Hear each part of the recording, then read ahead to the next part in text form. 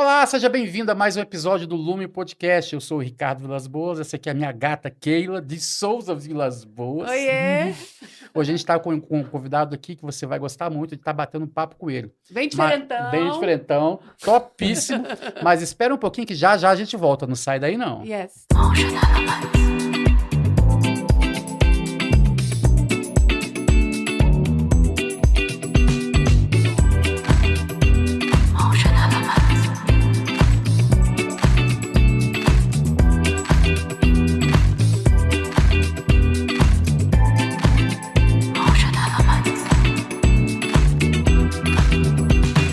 Hoje a gente tem o privilégio de receber aqui o pastor José Carlos, que é da PIB do Núcleo Bandeirante. A gente é de Brasília, você está vendo a gente aqui direto de Brasília. Pastor, é um prazer te receber.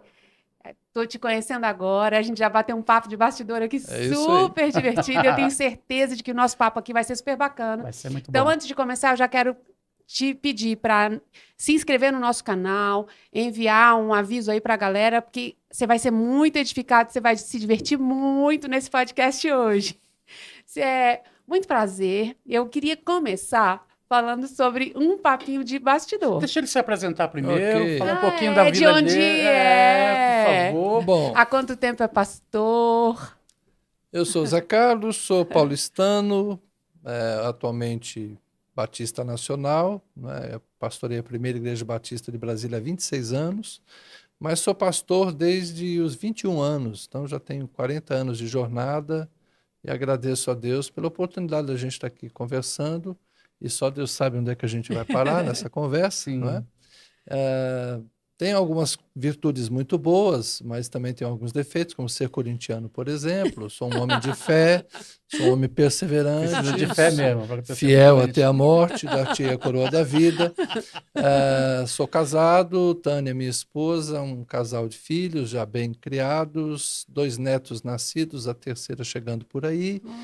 Sou um Uau. homem bastante feliz, de vida simples, de vida tranquila, poucas dificuldades na vida e muita graça, muita misericórdia de Deus. Muito Já era legal. casado quando assumiu o pastoreio? Eu comecei a ser pastor auxiliar um ano antes de me casar. Eu já casei pastoreando, era pastor auxiliar. Né, Batista? Ainda não. Era uma igreja que chamava Missão Boas Novas. Depois, com 25 anos, aí já nascido o meu primeiro filho, eu então assumi uma igreja. Passei a pastorear, digamos assim, como pastor titular, fazendo seminário, casado, um filho nascendo, no 3º ano nasce a segunda, e foi um começo bastante difícil, né? Bastante trabalhoso, mas eu nunca me arrependi. O ministério foi uma escolha, uma vocação Sim. muito, muito bem definida na minha vida, foi uma escolha muito natural. E eu sou bastante realizado fazendo o que eu Legal, faço, né? muito Esses bom. 26 anos que eu estou aqui em Brasília tem sido uma experiência muito boa, muito gratificante. Sou muito feliz pastoreando a igreja que pastorei. Eu agradeço a Deus pelo que Ele me concedeu fazer até aqui. E pretendo, como corintiano que sou, ser fiel até a morte e cumprir a minha vocação até o dia de Cristo. Legal. Pastor, já que você já começou a falar assim da sua carreira pastoral, quando o senhor se descobriu nesse chamado pastoral? É difícil, porque eu vim de uma igreja pentecostal, né? Numa igreja pentecostal, quando você fala muito novo, eu adolescente já pregava. Minha mãe, eu comecei a trabalhar com 14, então isso foi antes dos 14. Minha mãe me levava nesses cultos das casas, das mulheres, e de vez em quando ela falava, Zé, traz a palavra. Então eu já fazia pequenas pregações com 13, não vou dizer que eu era um pregador mirim, né? Mas era.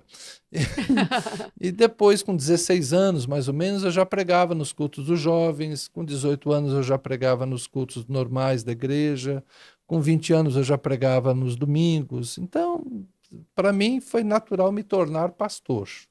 Ser um pastor batista é que foi uma coisa diferente, porque eu fui para o Seminário Batista Nacional meio que sem pretensões. Foi um folheto que eu vi lá, o autor de um livro que eu conhecia era professor desse seminário, eu falava, vamos lá para fazer uma entrevista e fazer esse seminário. Eu e meu irmão mais velho, por isso que eu uso o plural, né? Nós estudamos juntos E fazendo o seminário batista, eu me senti à vontade com a doutrina batista, com o jeito batista de ser igreja, não é? Com mais liberdade, até porque a gente estava numa época de nascimento das comunidades, então era uma época dos jovens fazerem projetos diferentes, projetos alternativos, vamos dizer assim. E o modelo batista permitia que a gente começasse uma igreja com liberdade, com criatividade. É tudo que um cara de 25 anos quer, Sim. não é? E aí foi.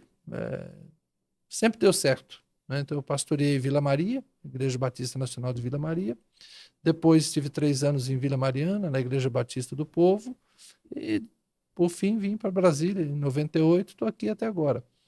Então, o ministério pastoral para mim foi natural, eu diria que ele aconteceu naturalmente na minha vida e foi se desenvolvendo em cada etapa de acordo com as circunstâncias iam se apresentando. Não foi uma construção complexa, foi um caminhar natural. O senhor já veio para Brasília a convite para A pastorear? convite da igreja. Eu tinha 35 anos na época, já vim encomendado. Né? A Pastor. igreja estava orando por um pastor e eles me encontraram lá em São Paulo e deu certo.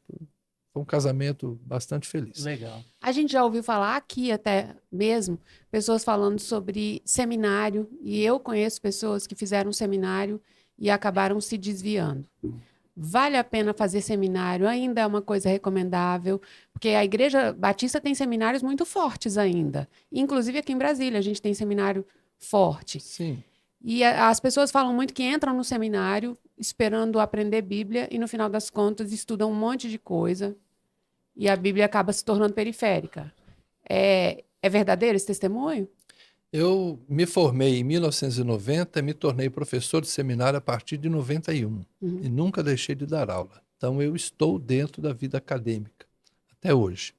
Tanto como aluno, vez ou outra eu faço algum curso, alguma especialização, a gente continua estudando, como professor. É muito importante você ter conhecimento bíblico sistemático, bem elaborado.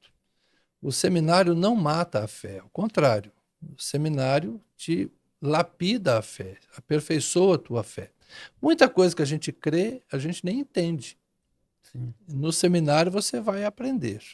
Então, a Bíblia é um livro muito mal estudado e muito mal conhecido pelos crentes. Vocês viram que tem um videozinho que fez muito sucesso de um stand-up, é que ele começa brincando, né? E o cara fala, é um livro que conta a história mais importante, você leu? Não. Não. Então, os crentes são assim, eles idolatram a Bíblia, mas não conhecem a Bíblia. As pessoas pensam que a Bíblia é Deus. Não, a Bíblia não é Deus.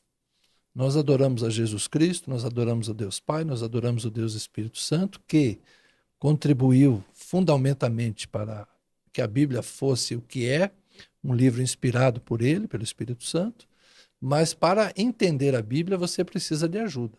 Ninguém descobre a Bíblia lendo de joelho, entendeu? Lendo a Bíblia todo ano de joelho no pé da cama. Isso não vai resolver nada na sua vida. Você não vai aprender a Bíblia. Se a gente começasse a discutir coisas, detalhes aqui da Bíblia, vocês vão pensar, poxa, o Zé sabe bastante. Eu não sei nada. Eu ainda continuo estudando há 40 anos e vou continuar estudando porque a Bíblia é um livro de profunda exigência de conhecimento. O seminário não termina com a fé, ele termina com a fé simples, a fé ingênua. E ele te capacita a ter uma fé mais elaborada, mais consciente e eu diria que dialógica, porque eu consigo hoje dialogar com as outras ciências. Quem não estuda história, antropologia, sociologia, quem não dialoga com a filosofia, e no seminário a gente vai fazer um pouco disso, não consegue defender a sua fé de uma maneira inteligente. O seminário te capacita a isso. Agora, é claro, todo seminário? Não. Tem seminário bom, tem seminário ruim. Tem seminário que academicamente é deficitário, mas na piedade ele é extraordinário. O que seria bom? Que a gente conseguisse conciliar piedade e academia. É possível? É. Por isso que eu estou até hoje lá, né? Mas eu não penso só no seminário como academia. O seminário também tem que ter a preocupação com a piedade.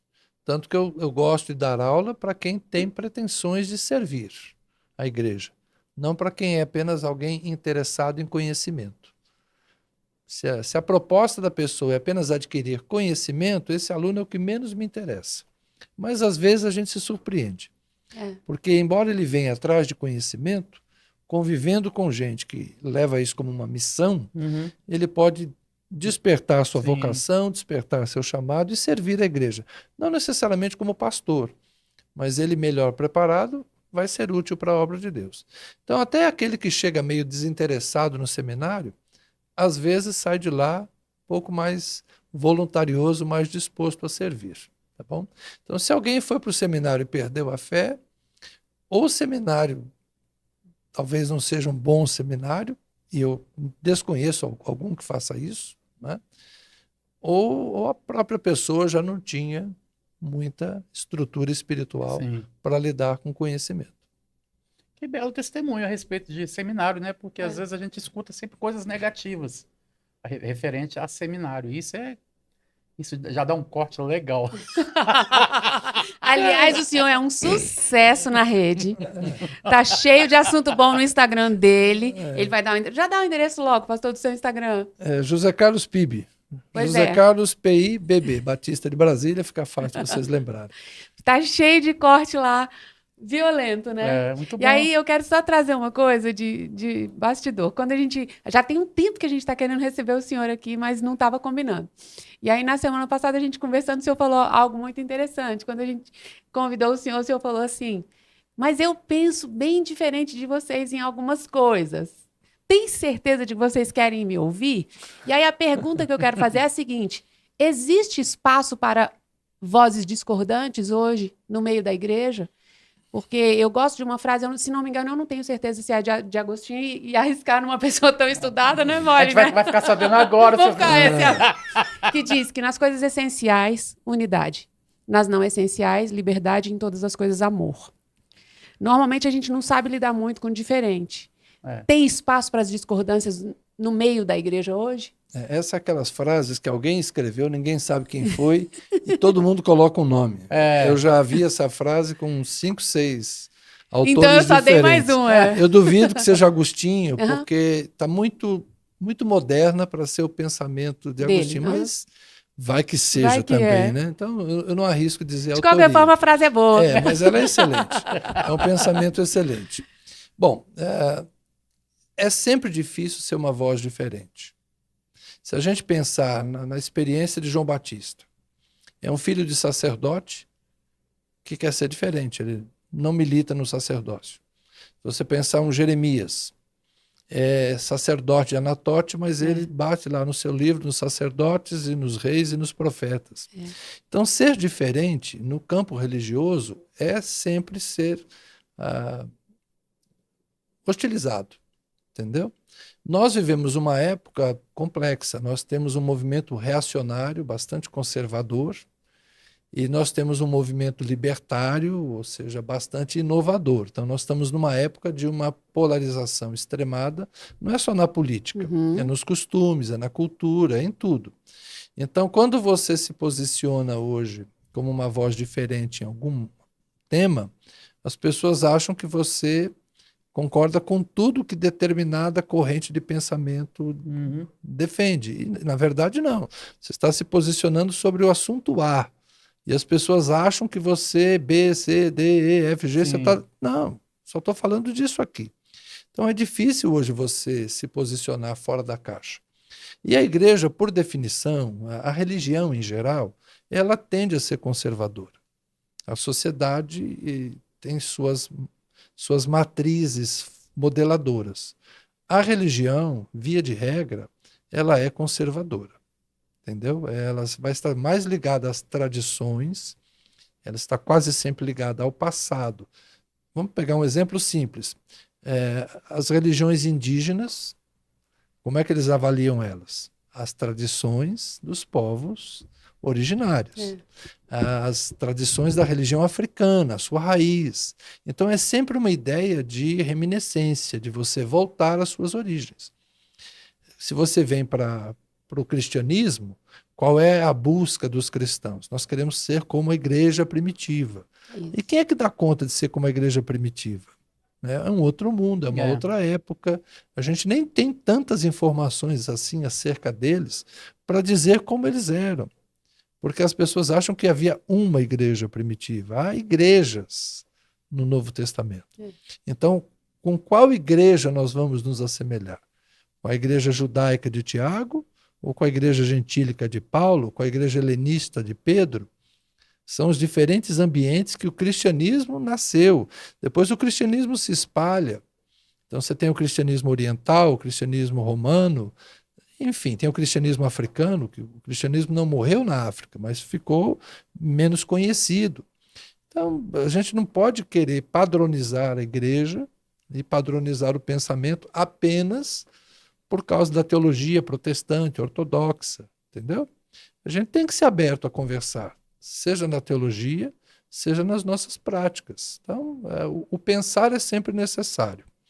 O pensar diferente é sempre arriscado. Mas entre pensar diferente e não pensar, eu prefiro pensar diferente. Eu prefiro correr o risco. Eu acho que torna a vida muito, muito melhor. O mundo deve pouco aos tímidos, aos covardes. O mundo deve mais aos que são ousados. Eu acho que pensar é um direito muito importante para a gente. Mesmo com as polêmicas. Então, tem polêmica que vale a pena você Sim. enfrentar, mas tem polêmica que é idiotice, né? É. A Bíblia fala também para você não discutir com tolo. Isso. É. É perder tempo. Então, tem coisa que não é polêmica, é burrice mesmo. Então, com burrice eu não perco tempo. Uhum. Mas com coisa que é inteligente, que dá para argumentar, aí sim, aí vale a pena. Conversar com quem pensa é sempre bom. Agora, conversar com aquele que não pensa, que é massa de manobra, aí você está gastando energia e simplesmente perdendo tempo. Como cristãos, nós temos muito mais concordâncias do que discordâncias, né? Apesar de nós sermos hoje muitas igrejas, muitas denominações, nós temos muitas concordâncias. Porque parece que as discordâncias falam mais alto e acaba que a gente se sectariza e a gente não se relaciona com aqueles que não são, por exemplo, do nosso nicho. Tem um pouco de orgulho nisso, não é? O orgulho é sempre um elemento que afasta as pessoas, mas é porque a religião também é um grande negócio. A gente não pode ignorar o fato que há muita concorrência. Eu acho que o principal fator de desunião da igreja é a disputa de egos. Eu participo de um movimento chamado Aliança Evangélica, Cristã Evangélica Brasileira. É muito difícil a gente trabalhar a unidade. O nosso lema é a oração sacerdotal de Jesus. Pai, oro, né, para que eles sejam um em mim, assim como eu sou um em ti. Isso. Nesse grupo a gente tem luterano, metodista, batista, presbiteriano, pentecostal, a gente tem um monte de gente, não é?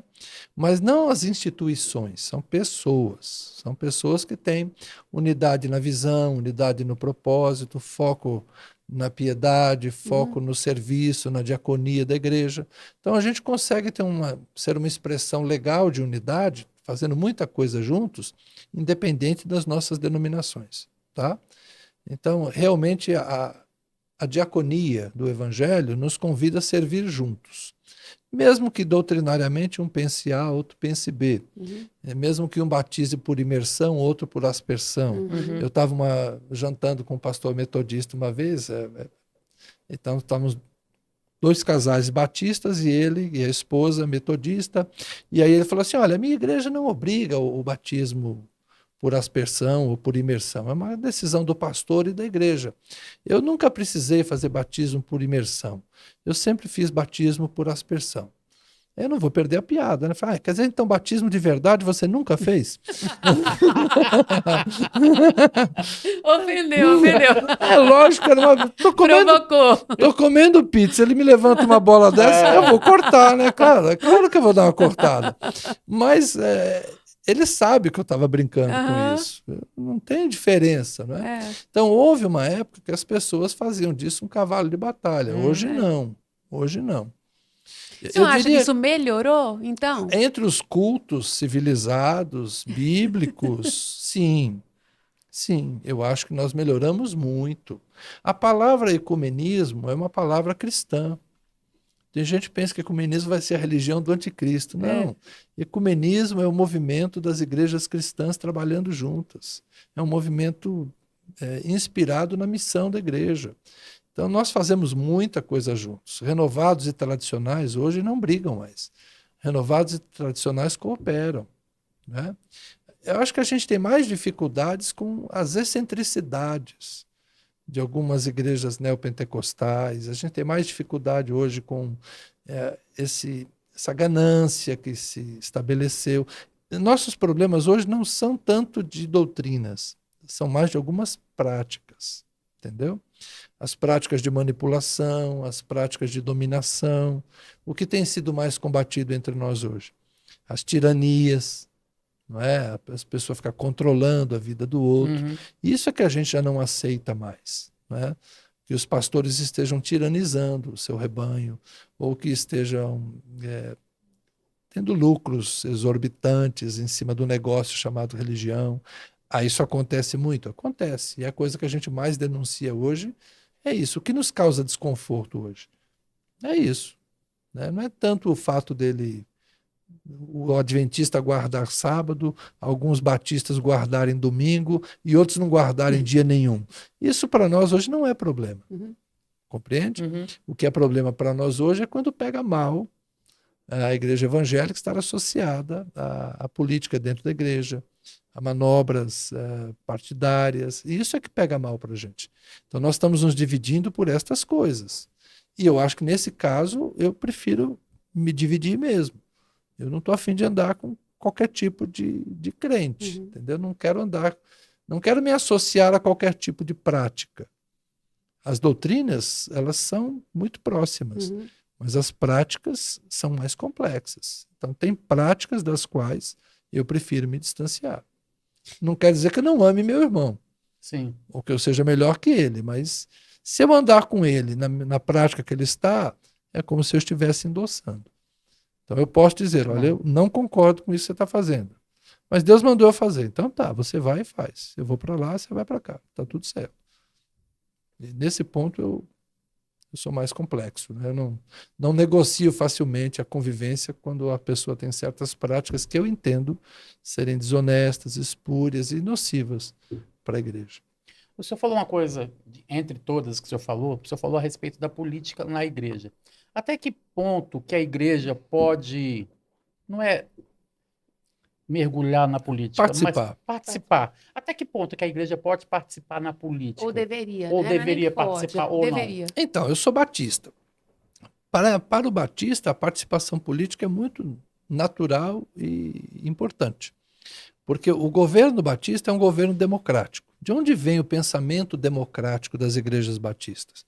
De uma postura política. Da época, quase 400 anos atrás, quando um grupo de cristãos decidiu que eles não se submeteriam ao Papa, mas também não se submeteriam ao rei da Inglaterra. O movimento batista nasce na Inglaterra. Então, em Londres, começam alguns crentes a se reunir e dizer assim, olha, o rei rompeu com o Papa, mas nós não vamos misturar a religião com a monarquia. O rei manda no trono, mas quem manda na igreja é Deus. Então eles se separam por causa dessa visão de separação de igreja e Estado. Eles vão ser perseguidos, vão fugir para a Holanda. Da Holanda depois um bom número vão ter contato com um outro grupo que fugia também lá do meio da Europa, né? Os anabatistas que batizavam de novo. Então você tem uma fusão de ingleses fugindo do rei, com anabatistas fugindo de protestantes, porque batizavam de novo. E aí eles vão criar o movimento batista e migrar para os Estados Unidos, que é uma nova nação. E vão ajudar a construir uma nação democrática. Então, a boa parte da herança democrática norte-americana tem a ver com os batistas. É a maior igreja nos Estados Unidos. Então, é legítima a participação da igreja na política, é necessária. Nós temos que ter bons quadros, boas pessoas, para exercer a influência. Nós não podemos nos abster de participar da sociedade. O que nós não podemos fazer é corrupção. Sim. Entendeu? E é difícil você fazer política sem negociação. Uma coisa é negociar politicamente. É você dizer, eu voto até aqui com você, desde que você vote nesse ponto aqui comigo, e nós vamos fazendo uma política de conciliação. Situação, oposição, negociam o tempo todo. Dentro daquilo que é honesto, daquilo que é legítimo. Uma coisa é o lobby, para você vender uma ideia política. Outra coisa é praticar corrupção. Sim. Então, essa é a dificuldade da igreja na política. Como ser igreja sem vender a alma. Como ser igreja sem participar daquilo que é crime e é vergonhoso. Por exemplo, agora nós temos as eleições municipais, não aqui no Distrito Federal, mas no resto do Brasil. Acabou-se por delimitar a ação das igrejas, dizendo que seria crime eleitoral pastor pedir voto no púlpito. Hoje é crime eleitoral. O ministro Fachin, há um tempo atrás, chamou isso de abuso religioso. Ele criou, quando ele estava no TSE, ele criou essa figura do abuso religioso. Por quê? Porque ele percebeu, aliás, nós também já tínhamos percebido, né, que as igrejas estavam fazendo voto de, como é que chama? Voto de cajado, né? Os pastores estavam orientando o voto dos crentes. É errado o pastor fazer isso? Depende. Uma coisa é eu orientar as pessoas a pensarem, a refletirem, a ponderarem. Outra coisa é eu dizer, ó, esse aqui é o voto de Deus, esse aqui é o voto do diabo. Aí eu estou misturando religião com Estado. Aí eu estou fazendo aquilo que eu, como batista, não entendo que é correto, né? Porque eu estou misturando as coisas, entendeu? Essas fronteiras são difíceis, né? Mas a igreja tem que aprender a participar democraticamente, não só na eleição. A gente tem que participar o tempo todo. Nas comissões, nos projetos políticos. A gente tem que acompanhar a vida pública. A gente tem que participar dos órgãos de controle, enfim. As nossas igrejas têm membros que são funcionários públicos, principalmente aqui em Brasília. E eles sabem, eles servem, eles entendem o que está acontecendo na política. Às vezes o que a gente vê dos deputados falando, isso é conversa, isso é só fachada. A verdadeira máquina pública, quem toca são os funcionários. Então, ali a igreja faz muita diferença. Eu tenho gente da igreja que é correta, que é honesta e que está lá pondo freio para que as coisas não degringolem, né? Seja uma diretora de escola, seja uma merendeira que não leva a merenda para casa e oferece a merenda para as crianças, Sim, entendeu? A igreja tem que participar da vida pública. Seja alguém que controla o estoque de medicamento de um hospital público. Isso tudo tem a ver com política, isso tudo tem a ver com política pública. A igreja tem que estar envolvida em todos os espaços, não só na Câmara dos Deputados, no Senado, ou eventualmente um prefeito evangélico, ou até um presidente evangélico. Não é isso que vai fazer diferença. Faz diferença a igreja tratar a coisa pública com santidade, seja o nível em que ela estiver envolvida. Eu sou um formador de opinião? Sou. Então eu tenho que fazer isso com responsabilidade. Vou emprestar minha credibilidade para um partido político? Não. Eles não são confiáveis. Vou emprestar minha credibilidade para um determinado candidato? Não. Amanhã depois ele faz lá uma papagaiada e eu estou junto com ele. Eu não quero trocar favores. Eu não quero vender a minha credibilidade. Mas eu posso, eventualmente, né, ajudar na participação dos projetos políticos. Eu acho que é legítimo.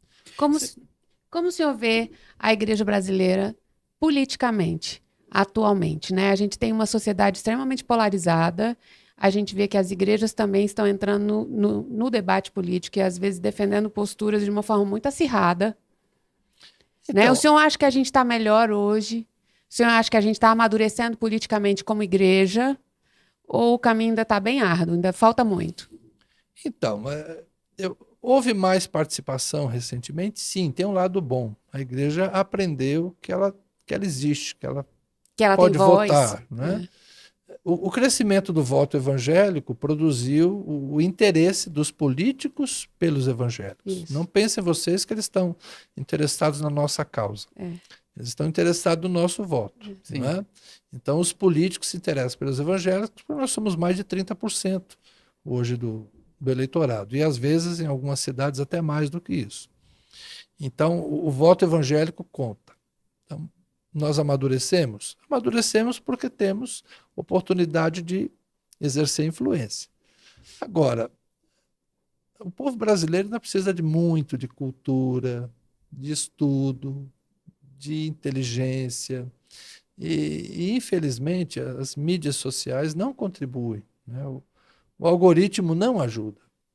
Entendeu? Essa questão de quem se informa por rede social, ele fica, infelizmente, dentro de uma bolha. Sim. Então, quando a pessoa acessa o candidato X, ele só recebe informação de X e só reforça essa sua visão. Uhum. E tudo que é o contrário, ele rejeita. Então, a igreja, infelizmente, a igreja caiu nessa realidade contemporânea que é votar em cima de rede social. Não sei quanto tempo vai demorar para o pessoal acordar e perceber que há muita manipulação, né? A verdade tem sido assassinada nas ruas o tempo todo. Então, mas eu acho que tende a melhorar, porque nós temos tido cada vez mais crentes melhor preparados, e à medida que a gente vai exercendo a democracia, basta a gente pensar, né, que a democracia esteve ameaçada. E a igreja se posicionou dos dois lados. A gente olhar, teve gente orando para que houvesse um golpe. Sim. Teve gente orando para que houvesse um golpe, né? Que a democracia fosse suprimida, entendendo que a volta da ditadura era melhor. Mas lá atrás, isso já aconteceu também, em 60, né? 64. Então, a gente vai amadurecer. A gente vai amadurecer. Quem estava pensando assim, eu acho que é um pouco de imaturidade, né? Até porque a gente vem também de... Enfim, é muito complexo. Nós tivemos muita corrupção, e depois de muita corrupção veio uma onda de conservadorismo, e tudo isso afeta a igreja. Mas eu creio que nós vamos sair desse processo um pouco mais amadurecidos. Antes que a gente mude de ideia, assunto. de assunto, de política, eu queria fazer uma pergunta para o senhor. Se o senhor recebesse a incumbência de trazer um ensinamento a respeito de política para todas as igrejas do Brasil, por onde o senhor começaria a ensinar o povo a votar?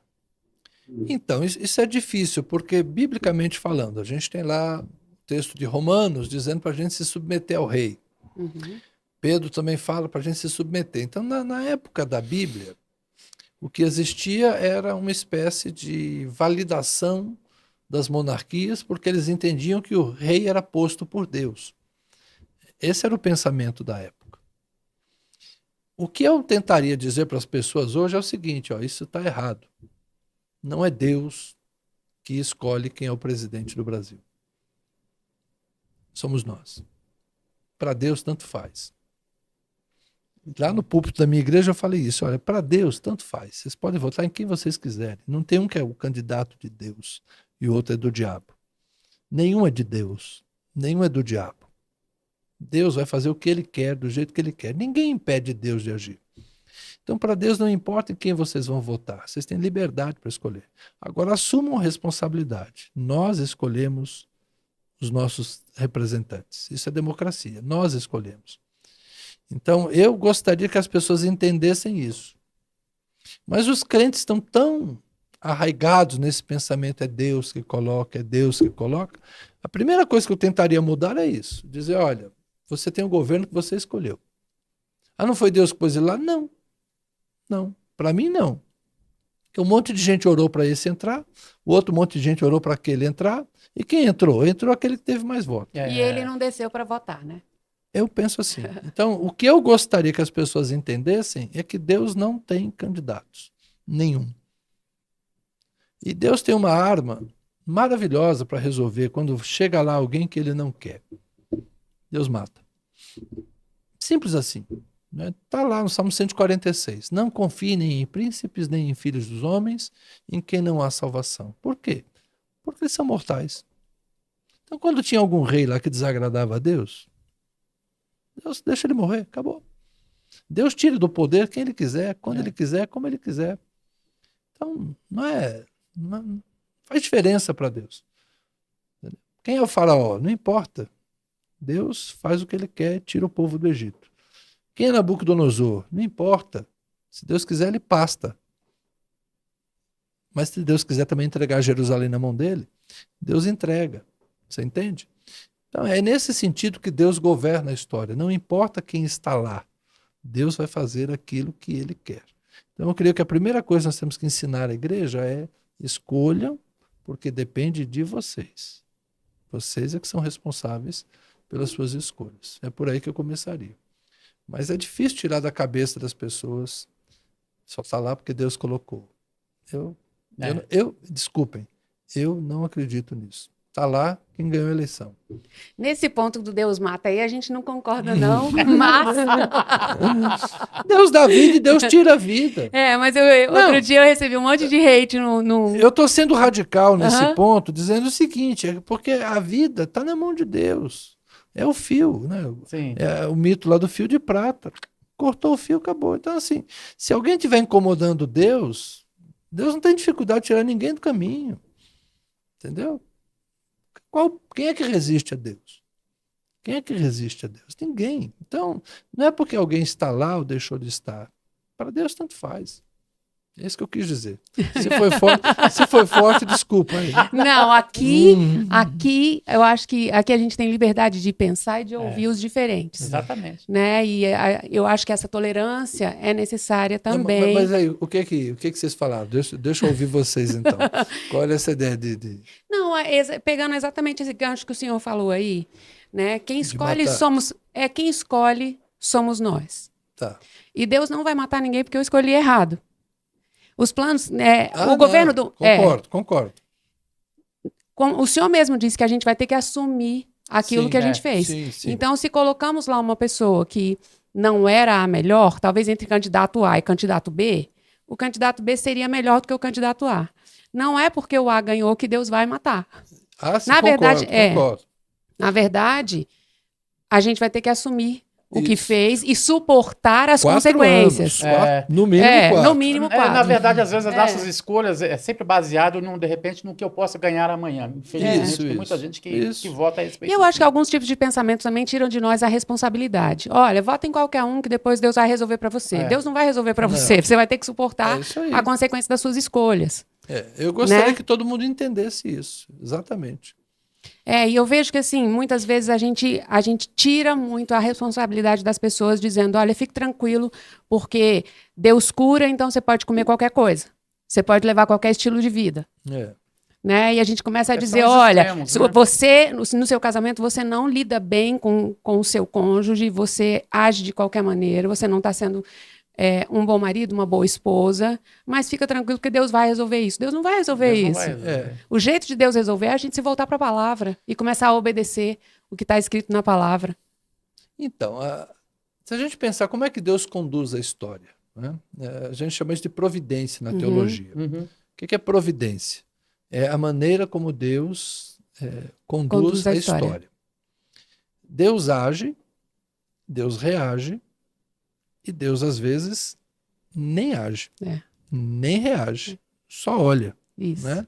Então, eu penso em Deus como aquele que estabeleceu as regras, e uma das regras mais normais e mais bem consolidadas na natureza é a lei da semeadura. Né? Então, as pessoas colhem aquilo que plantam. Isso. As pessoas acham que é uma frase popular, mas é do profeta Oséias. Vocês semearam ventos, estão colhendo tempestades.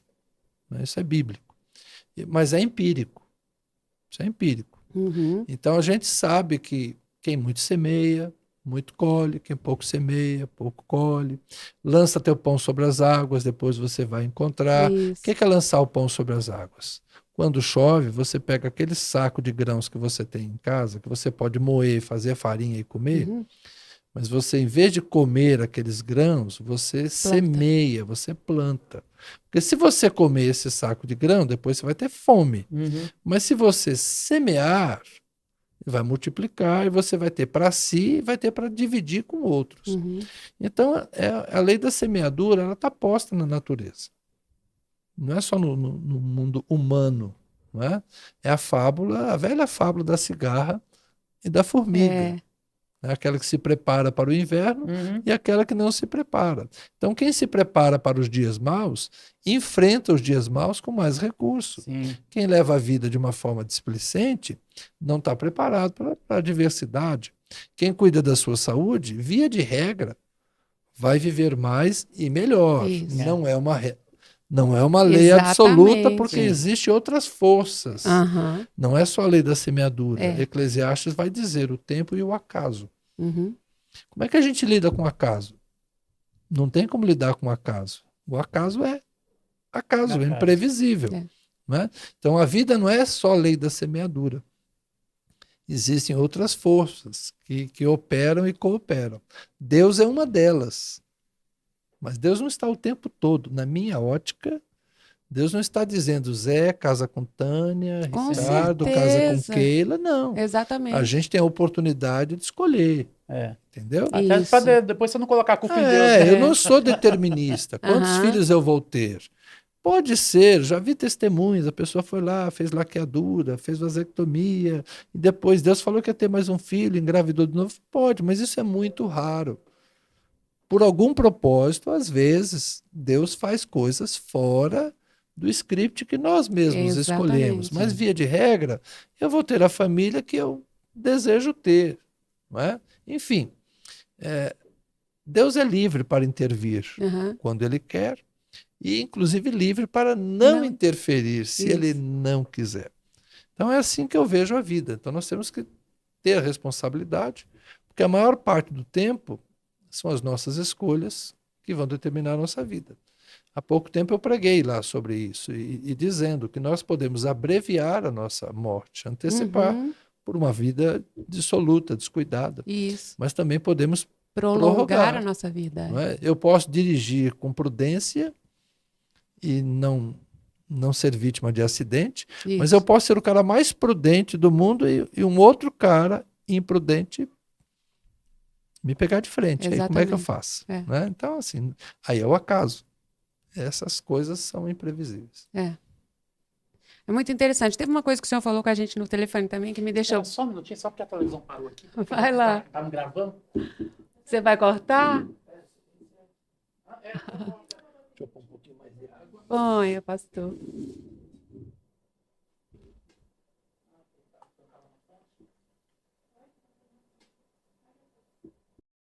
Não, foi.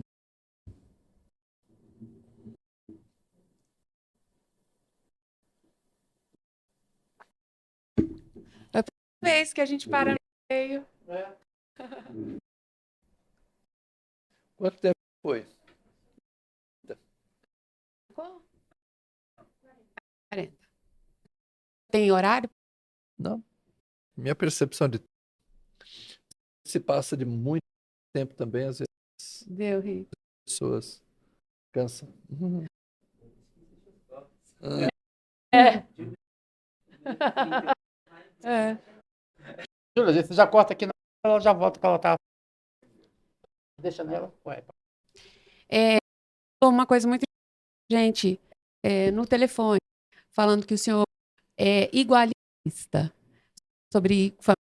E aqui a gente um pouquinho nesse tema de família, que é um igualitarista. Eu entendo que homens devem ser tratados com igualdade. E a Bíblia foi escrita em linguagem patriarcal, numa cultura patriarcal. E eu creio que nós precisamos superar essa cultura patriarcal, inclusive nos patriarcas. Fala das matriarcas. Costumo dizer que é Deus de Deus e né? Mas a gente só costuma falar Deus de Abraão, Deus de Isaac, Deus de Jacó. Qual é o problema? Não é?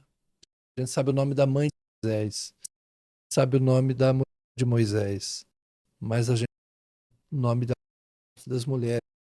Uhum. Não é? Porque as mulheres foram tratadas de uma forma diferente. As discípulas de Jesus, elas não tiveram o mesmo conhecimento que os discípulos discípulos tiveram. Alguém vai dizer, Jesus escolheu 12 homens.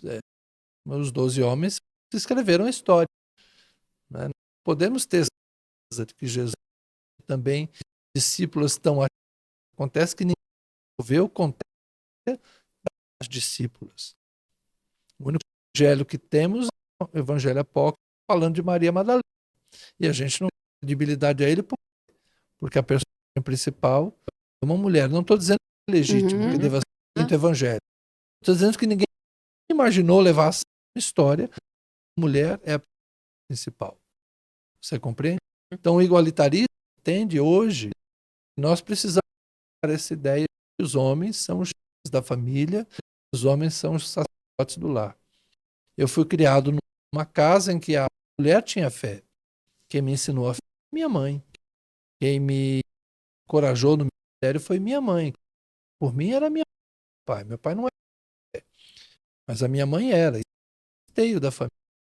E nem por isso os 4 filhos são sacerdotes, né? Porque nossa mãe foi. Isso não é Então, mas inovador. agora vocês são os homens da casa, vocês vão ser os sacerdotes do lar. Minha mulher, às vezes, que eu. E por que não? Por que não? Que minha mulher tem a tendência que eu fazer. Então, tem coisas que eu dependo dela, tem coisas que ela depende de mim. A gente soma, mais com mais. Entendeu? Eu creio que temos que superar essa ideia, né, da ação das mulheres. É bíblico. Ela tem que ser submissa ao marido. É bíblico, cultura. Quando faço um casamento hoje, eu não prego esse texto. Eu me lembro um dia, Jeová, né, a me convidou para o casamento, foi lá no templo. Ela falou: olha, o meu tio vai fazer. Ela era minha. Meu tio vai fazer o casamento, meu tio queria. Ele pode. E aí ele leu lá F5 e começou. Pior que ele era o tio da noiva, né? Então ele falou para ela: mulher, você tem que ser submissa, eu sei que não, mas você é submisso a quem te ama, problema. Elas vão dizer ser submisso a quem me ama. Mulher que acha melhor manter. Creio que nós devemos incluir no século XXI uma cultura em que não faz diferença ser homem ou ser mulher, em que a submissão das mulheres deveria ser superada e que nós deveríamos nos tratar como iguais. Até porque Paulo vai dizer: sejam submissos uns aos outros. Entendeu? Então, na igreja, todo mundo é submisso a todo mundo. Por que em casa só a mulher é submissa ao marido? Por que o marido tem a última palavra? Eu acho que não. Tem que haver um diálogo e quem tiver a melhor palavra, leva. Eu gostaria que as pessoas evoluíssem. Eu criei minha filha não para ser submissa ao marido. Criei minha filha para pensar por si. Assim como eu criei meu filho não para escravizar a minha nora ou submetê-la, mas para respeitá-la. Mas aí o senhor diria que isso é uma interpretação, porque a gente já ouviu aquela história de vamos reescrever a Bíblia. Então, isso seria uma reinterpretação, porque a Bíblia é inspirada. O senhor falou, existe um componente cultural. Sim. E existe um componente cultural muito forte, e algumas coisas já foram culturalmente rejeitadas, como a história, por exemplo, a história do véu e a história das mulheres caladas na igreja, várias coisas culturais, elas já foram superadas. Então, o senhor acha que existem outros componentes culturais e esses seriam um deles? Um componente cultural que também deveria ser... A cultura patriarcal, sem dúvida. Sem dúvida, a Bíblia foi escrita numa cultura patriarcal. E quando você faz a interpretação do Evangelho, você precisa buscar a essência do Evangelho, certo? E trazer para os dias de hoje. Então, nós temos a ponte linguística. O Evangelho foi escrito em grego, o Antigo Testamento em hebraico. Nós temos a ponte temporal, era uma outra época, era um outro momento, era um outro tipo de povo no Oriente. Então, eu tenho uma ponte cultural imensa a transpor. Compreende? O problema é que nós, numa cultura patriarcal ainda presente aqui no Ocidente, branco, norte-americano, pensa nos filmes da Feiticeira e da Ginny é um Gênio.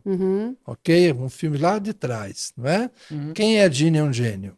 É uma gênia que está lá para fazer à vontade do marido. Quem é do amo, melhor dizendo.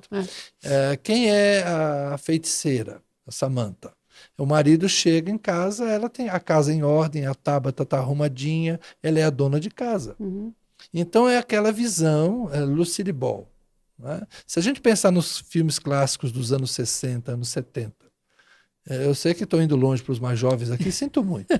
Mas o que é isso? É o padrão norte-americano. Mulher em casa arrumadinha, quando o marido chega, ela está toda arrumadinha, cabelo arrumadinho, maquiadinha, bonitinha, certo? E o marido chega em casa do trabalho de terno com uma pasta e ela está lá, a janta está pronta. Essa é o que a televisão tentou colocar para nós. Isso é a televisão? Não, não é só a televisão, é a igreja. É o pensamento norte-americano típico, né, do cristão norte-americano branco. É isso aí. Qual é a realidade do mundo hoje? Qual é a realidade brasileira? Mulher trabalhando fora. Mulher trabalha jornada dupla, jornada tripla. Então, peraí, o mundo mudou. Esse mundo da esposa em casa arrumadinha esperando o marido, esse discurso dos líderes de casais, você, mulher, tem que estar perfumada, arrumada para o seu marido. A mulher chega cansada, estressada de um chefe que fica o tempo todo enchendo a paciência dela, às vezes sofrendo assédio, sofrendo bullying. Não é fácil, não. Eu não tenho ideia do que é ser mulher hoje em dia, mas eu imagino que não é fácil. Ser uma mulher no mercado de trabalho tem que mostrar competência, tem que mostrar força, ganhando menos. Não é? Então, a gente tem que entender que esse padrão que a Bíblia propõe é o padrão daquela época. O padrão de hoje é diferente. Então, se as mulheres têm iguais responsabilidades, os homens devem também assumir a sua parte. Isso é da cultura? É da cultura. Mas o senhor não diria que... Porque houve culturas matriarcais. Há culturas matriarcais no mundo. Né? Por exemplo, se você pensar no mundo animal, tem mundo animal, tem famílias, por exemplo, a elefante mais velha que manda no grupo, e o macho é banido do grupo. Quem fica lá? Os machos só filhote. Depois de uma certa idade, lógico que a idade de elefante é muito, muito grande, né? Mas o macho, com acho que 8 anos, coisa assim, ele é expulso do bando. Mas lá no leão é diferente. As leoas caçam para o leão comer. Então, peraí, vocês estão entendendo? Quer dizer, no mundo animal, os seres se ajeitam. Na colmeia, quem manda é a rainha. No formigueiro, quem manda é a rainha. Então, depende do ambiente, depende do ser vivo que estamos falando. Você tem ajuntamentos matriarcais e ajuntamentos patriarcais. Isso é em função do quê? Da melhor preservação da espécie. Nós, hoje, qual a melhor forma de nós preservarmos a nossa sociedade? Qual a melhor forma de vivermos como seres humanos? Será que é diminuindo o valor das mulheres? Porque antigamente, o que acontece? Os homens iam para a guerra. A função do homem era fazer guerra. A mulher ficava em casa cuidando dos filhos. O homem voltava da guerra. Estava lá a música do Chico Buarque. Mirem-se no exemplo daquelas mulheres de Atenas. Geram para os seus maridos os futuros filhos de Atenas, quando eles voltam cansados. Então, assim, a vida, essa música é muito interessante, é uma crítica, inclusive. Então, a gente precisa entender que o mundo daquela época não é o melhor padrão para hoje. Hoje nós estamos numa sociedade produtiva, sociedade de mercado de trabalho igual, e eu creio que nós devemos levar isso para todos os níveis, seja para a educação. A minha mãe foi pouco estimulada a estudar, porque a mulher tinha que ficar na cozinha. Mas hoje, qual de nós nega a sua filha no Brasil? Quem nega a sua filha a educação? Nenhum de nós. Então, por que na igreja nós vamos colocar as mulheres embaixo? Se nós estamos dando iguais oportunidades a homens e às mulheres. Eu acho que nós temos que evoluir. O senhor não acha que isso é a nossa forma? Só um segundinho, gato. Que é uma forma equivocada, às vezes até mesmo de ler Bíblia, porque o senhor falou aí sobre o sacerdócio. Nós somos todos reis e sacerdotes. Sim.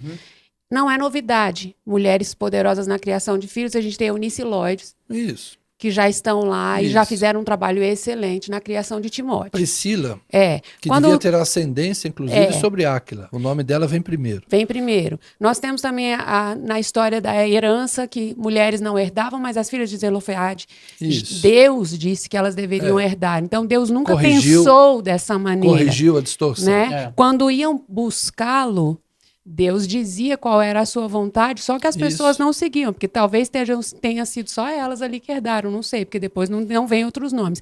Será que isso não seria uma maneira nossa equivocada de ler Bíblia? Tem um texto também que eu acho muito interessante, o senhor falando sobre o trabalho feminino. A gente tem em Provérbios 31 uma mulher citada ali, que é uma mulher que vai ser qualificada para esposa de um rei. A esposa de um rei deveria ser só um ornamento. E o marido sentado lá batendo papo com os amigos e ela trabalhando Pois antes é. do sol nascer até depois E de é uma noite. mãe que Fazendo escreveu, negócio né? e tudo, Tá escrito que é E um o seu conselho de marido uma lá, mãe. louvando-a. É o conselho de uma mãe para um filho. No conselho de uma mãe para um filho rei, Case que bem. e ele vai falar, case com uma mulher trabalhadora. Né? por E a aí. mulher viradora, aquela mulher de Provérbios 31. Isso. Então, não seria uma forma errada que a gente escolhe o que a gente quer e a gente diz isso daqui é a interpretação correta, porque existem muitos exemplos bíblicos para equilibrar as coisas. Jesus andou com muitas mulheres. A ressurreição foi primeiro testemunhado pelas mulheres. Isso. Né? Eu não vejo esse privilégio masculino. Eu concordo com o senhor que tenha sido muito mais de uma cultura, que Deus não tinha outro vaso para escrever, teve que usar aquele que estava disponível. Deus poderia, mas é que tá. É porque a gente às vezes acha que a Bíblia é um livro que caiu do céu. Não, a Bíblia foi um livro escrito por gente, por Isso. homens. Até porque na época também não Mas daria um por crédito se homens. fosse uma mulher escrevendo também, né? Tá, mas a Ellen White escreveu. O Adventismo segue as profecias da Ellen White. Isso não é uma coisa nova, né? Sim. 1800 e tralalá, quase 1900. Então, assim, tem a ver com a cultura mesmo. Tem a ver com a cultura. Se você pensar no movimento pentecostal, a Igreja do Evangelho Quadrangular, eu acho que ela deve seu nascimento a Ellie Macpherson, não é esse o nome dela? Acho que sim. Então, a Igreja Adventista do Sétimo Dia, as profecias de Ellen White. Então, num lugar onde a mulher foi usada por Deus, alguns vão dizer, tá vendo? É uma prova. É uma prova que não pode ser isso. Né? Então, mas assim, num lugar onde a mulher trouxe o recado, as mulheres foram valorizadas e está tudo bem. A Igreja Metodista do Brasil tem pastoras desde a década de 70. E está tudo bem. A igreja não se tornou um antro de homossexuais por causa disso, porque as pessoas acham que se der igualdade para as mulheres, os homens vão ficar fracos. Tal.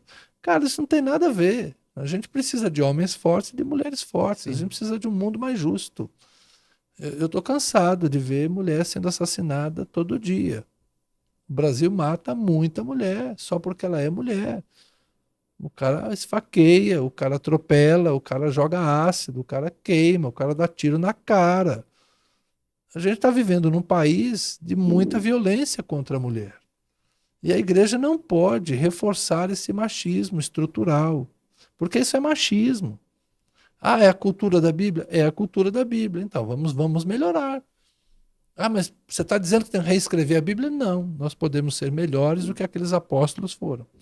Porque eles ainda estavam presos a um ambiente em que o que Jesus fez na prática, eles não deram conta de fazer. Mas a gente hoje construímos uma sociedade melhor. Construímos uma sociedade mais plural. Eles viveram numa época... Vamos pegar o exemplo do Tiago. O Tiago chega para Paulo, Atos capítulo 21, ele chega para Paulo e fala assim, Paulo, estão dizendo por aí que você fala contra Moisés, que você ensina que os gentios não precisam guardar a lei, nem a circuncisão. Dá para você ir com esses caras aqui lá no templo, paga o voto deles, você faz lá o negócio também, só para as pessoas não ficarem dizendo. Aí Paulo é condescendente com Tiago, vai lá para o templo, é preso no templo, mas já estava profetizado que isso ia acontecer, e passa por toda aquela monte de confusão, até chegar lá e dar testemunho na casa de César. Foi o projeto de Deus para Paulo viajar com passagem paga até Roma. Mas a ideia de Tiago era o quê? Fazer média com a igreja judaica, que não aceitava a igreja gentílica. Atos 15 está lá, é claro. Os judeus dizendo para os gentios: vocês de modo nenhum serão salvos se vocês não se submeterem à circuncisão e não guardarem a lei de Moisés. Mas são fariseus cristãos. São fariseus dentro da igreja. Não são fariseus inimigos do evangelho. É. São fariseus que aceitaram a Cristo e estavam vivendo no meio da igreja. Porque o farisaísmo entrou na igreja. Compreende? Então, estes fariseus estavam dizendo que os gentios deveriam se circuncidar e guardar a lei. Paulo vai dizer: esses que querem que vocês se circuncidem, eu queria que eles se mutilassem, ou seja, cortem pela raiz, como Orígenes fez. Não é? Então, você percebe que a igreja teve que aprender a evoluir culturalmente para sair do judaísmo e se tornar cristianismo. Mas só saiu do judaísmo porque o templo foi destruído. Se o templo tivesse de pé, até hoje ia ter uma igreja judaica. Mas por que acabou a igreja judaica? Porque Deus não deixou pedra sobre pedra. Eles tinham que fazer alguma coisa nova. O evangelho é vinho novo num odre novo. Não se coloca vinho novo em odre velho. Não se coloca o cristianismo no judaísmo. Compreende? O que nós estamos vendo hoje é, muitas vezes, o cristianismo não quer evoluir. Mas o cristianismo evoluiu. Não é reescrever a Bíblia. É evoluir como experiência religiosa. Nós somos movidos pelo Espírito. O Espírito guia a igreja. Inclusive na produção da Bíblia. Mas o Espírito não está calado desde então. O Espírito continua falando. Nós temos que nos deixar guiar pelo Espírito Santo.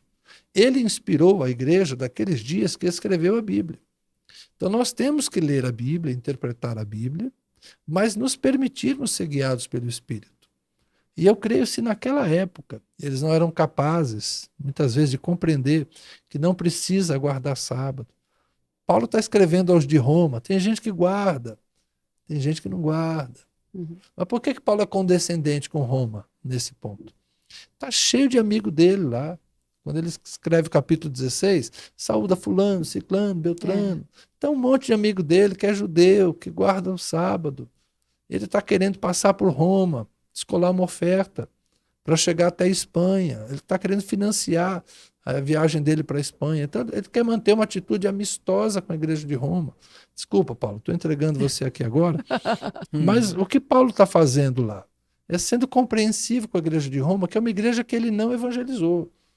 Diferente da carta aos Gálatas. Na carta aos Gálatas ele fala: eu gerei vocês, ainda sofro dor de parto por vocês. Quem são os caras que estão aí pervertendo vocês? Vocês estavam indo bem. Então por que a carta aos Gálatas é dura? Porque é fruto do ministério de Paulo. Por que a carta a Roma é amena? Porque ele não lavra em terreno alheio. Ele não quer dar uma de gestor da igreja de Roma. Então ele vai devagar.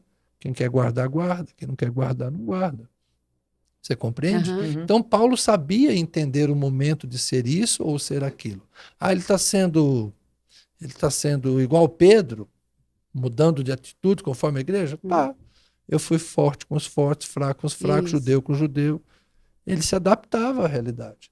Então nós temos que aprender que o evangelho só sobreviveu 21 séculos por causa disso, por causa de adaptação.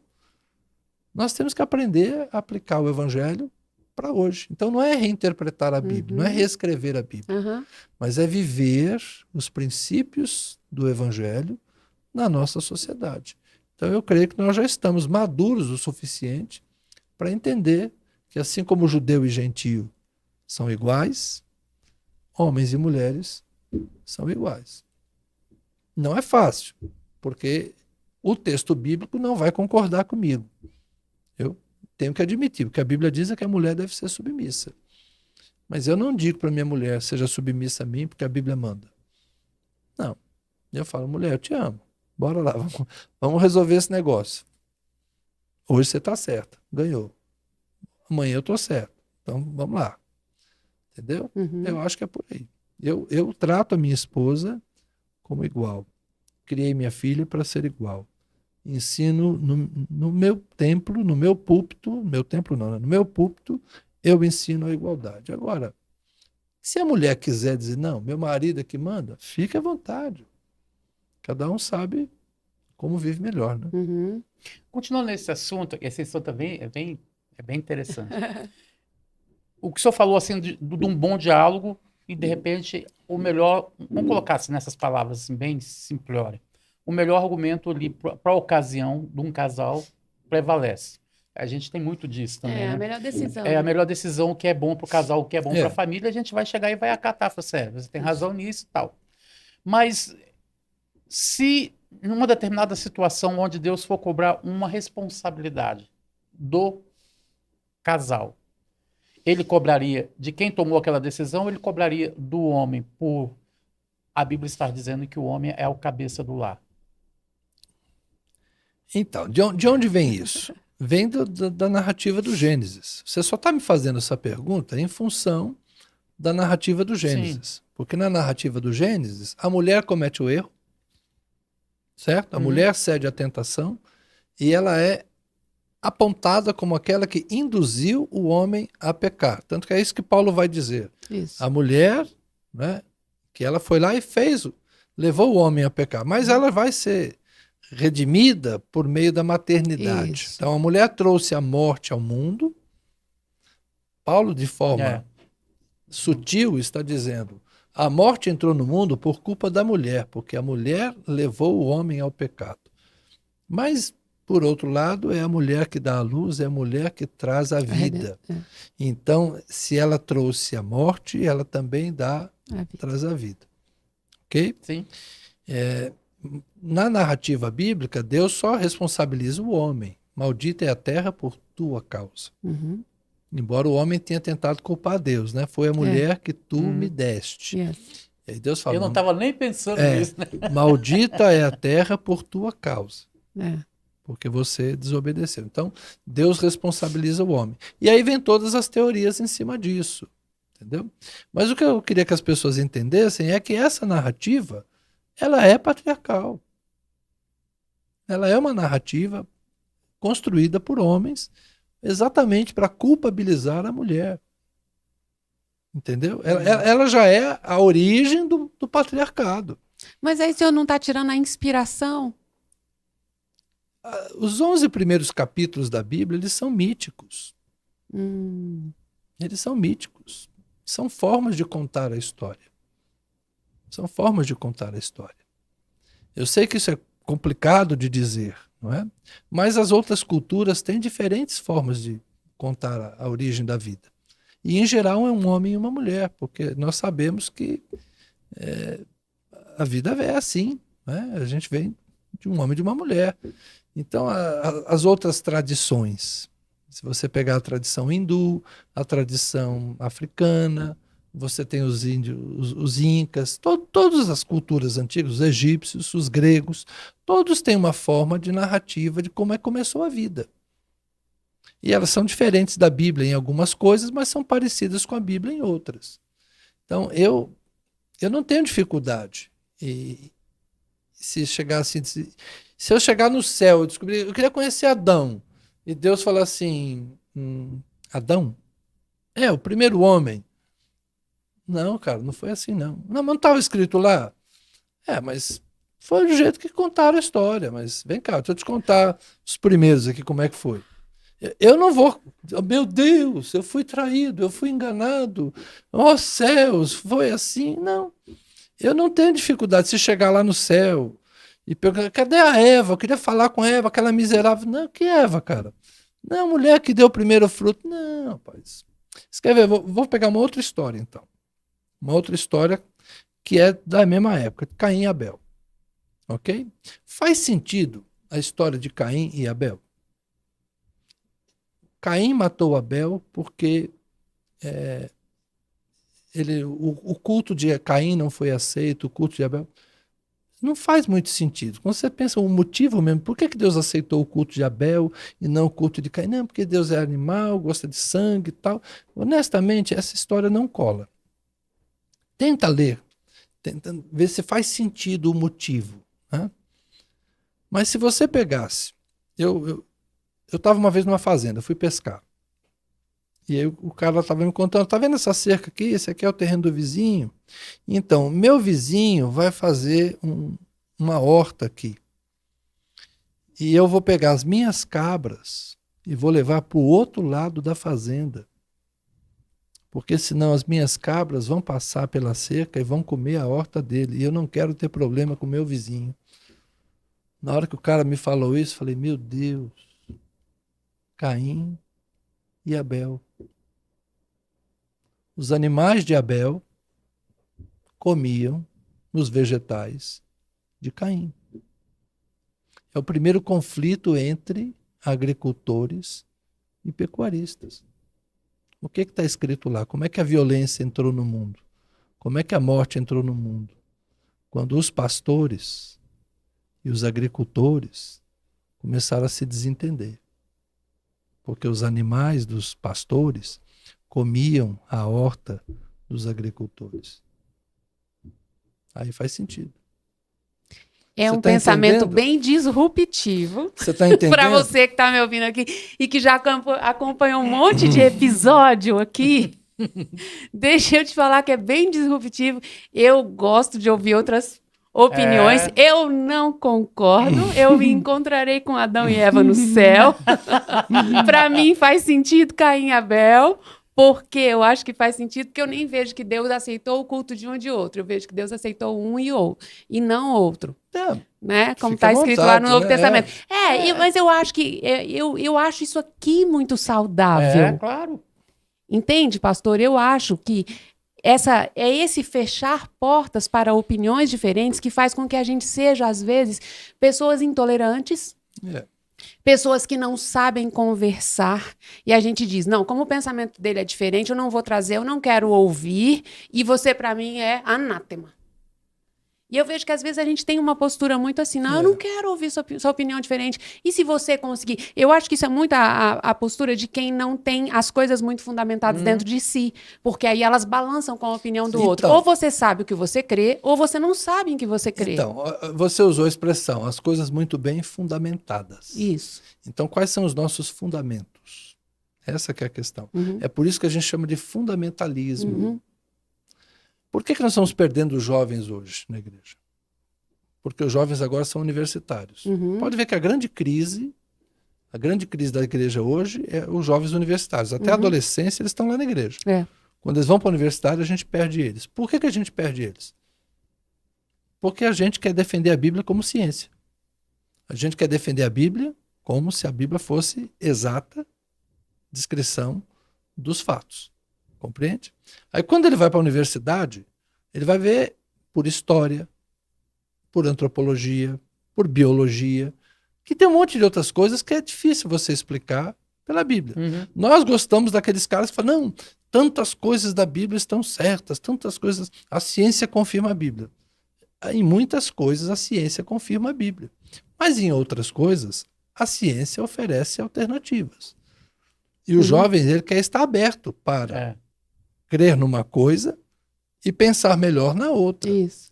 Entendeu? Isso. O que acontece é o seguinte, eu não tenho dúvida nenhuma de Deus. Eu não tenho dúvida nenhuma de Jesus Cristo. Isso. Eu não tenho dúvida nenhuma do Evangelho.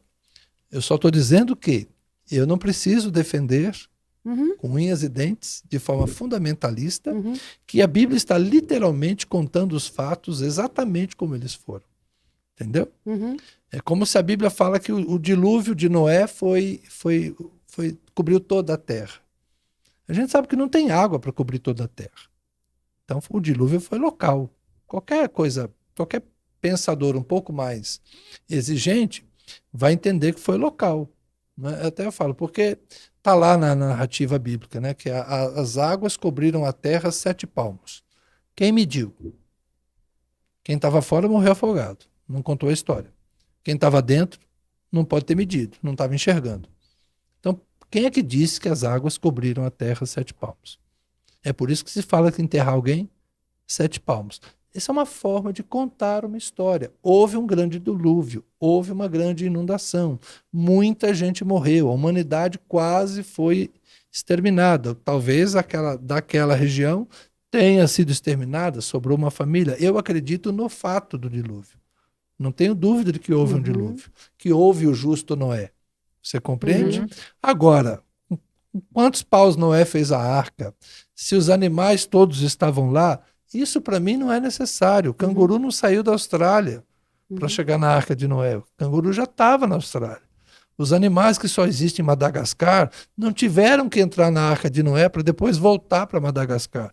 Eles sempre estiveram em Madagascar.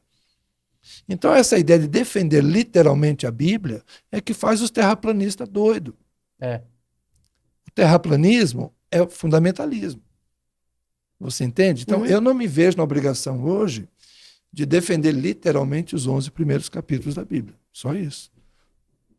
E eu vejo também a Bíblia, eu vejo que a Bíblia não precisa de defesa. A Bíblia a gente precisa conhecer. De estudo, mas precisa de estudo. Claro, e precisa de pensamento sobre, precisa de você conhecer e de você se firmar naquilo que você está vendo. A Bíblia tem diferentes tipos de textos, a Bíblia tem poesia, a Bíblia tem alegoria, a Bíblia tem coisas muito diferentes ali. E a Bíblia é possível de ser interpretada. Ela deve ser interpretada. Só que eu vejo que às vezes a gente se pega em algumas picuinhas e a gente briga por coisas. Você pensa assim, eu penso assim, a gente não pode conversar. Né? O que eu acho mais complicado no Evangelho é quando a gente não quer mais conversar. E a gente aponta o dedo para o outro e diz, você está errado e eu estou certa. Né? E o que o senhor está falando aí, isso acontece muito. As crianças não são treinadas, não são levadas a pensar, elas não são educadas na palavra e, de repente, elas começam a ver um mundo novo, esquecem tudo que aprenderam ou balançam na fé. Por quê? Porque as coisas que precisavam estar sedimentadas não estavam sedimentadas. Eu vejo que a igreja se furtou muito ao debate, muito tempo. Por exemplo, eu me lembro que quando eu era pequena, eu era de uma igreja pentecostal e o meu pastor dizia que a bola era do diabo. Eu não sei se o senhor acompanhou essa época aí, uma época em que a gente não podia assistir televisão. A gente tinha time da igreja, graças a Deus. Que bateria era do diabo. Bateria era do diabo. O senhor mesmo estourou aí num Reels do Instagram falando sobre a tatuagem. E as pessoas pegando textos nada a ver. Para dizer que tatuagem não pode. Aliás, aproveita para dizer aí, para libertar o povo, então, pode? É o que eu falo, essa questão da cultura... Ela se adapta. A gente fala, estamos reinterpretando a Bíblia, nós já fazemos isso há muito tempo. O que o Ed René disse que temos que reescrever a Bíblia foi nesse sentido. Né? É que a gente precisa ler a Bíblia de uma forma contemporânea. Ele não falou nenhuma heresia. Entendeu? A gente crê em Jesus. Né? O que Paulo fala? Eu quero pregar Jesus Cristo e esse crucificado. Jesus morreu segundo as Escrituras, ressuscitou segundo as Escrituras. Então, existem coisas que são fundamentais na nossa fé e são inegociáveis. O problema é que a gente fica brigando, é o que eu falo, não é por defender Deus. Tem gente que está brigando com o mundo, com a ciência, com a academia, não para defender Deus, para defender a sua interpretação fundamentalista da Bíblia. Isso é diferente. É diferente. Eu não estou discutindo ateísmo e teísmo cristão. Tem gente que fica brigando para defender a literalidade da Bíblia, quando a Bíblia é um livro cheio de alegorias. Bom, mas vamos lá. Então, já foi pecado um monte de coisa que hoje não é. Né? Dançar era pecado. Hoje se dança dentro das igrejas. É lógico que aquela dança chata, feia, rodopiando, mas... Mas é mesmo. Mas quem dança daquele... Acabou de dar um corte. Mas quem dança daquele jeito lá, é muito provável que dance também em outro lugar. Então já foi pecado dançar, hoje se dança dentro da igreja. Já foi pecado beber. Eu sou abstêmio, mas tem muita gente hoje que não condena um copinho de vinho num jantar romântico. Ou até uma cervejinha. Nossos irmãos luteranos não abrem mão disso. Então, assim, um monte de coisa que é pecado num lugar não é pecado em outro. Às vezes eu falo para as pessoas, tem igreja que tem fumódromo nos Estados Unidos e na Europa. Grandes teólogos e grandes pastores fumam na Europa.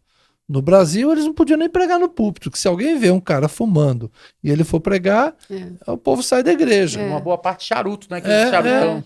E os Então- alemães bebem cerveja, todos eles, Sim, é né? cultural para cultural, eles. Então tem certas coisas, o futebol era proibido, por quê? Porque o pessoal queria o povo na igreja, domingo de manhã, domingo de tarde, domingo de noite. Então de noite proíbe o tinha futebol. jogo, Proíbe o futebol. É. Então é mais fácil proibir do que Pensar sobre. pensar. Então, infelizmente, nós já reformulamos um monte de coisas. Entendeu? Já foi pecado namorar beijando, né? O pessoal fazia namoro de corte.